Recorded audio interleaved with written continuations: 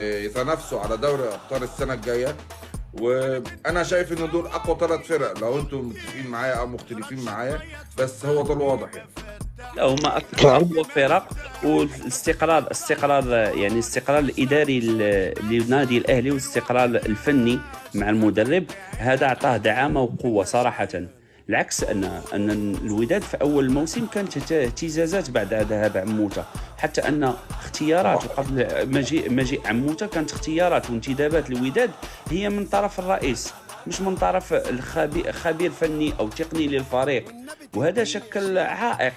دكة الاحتياطية يعني شنقولوا ناقصة بالنسبة ممكن للوداد. ممكن ارد على حضرتك، يعني ممكن عندي اتفضل. تعليق. تفضل.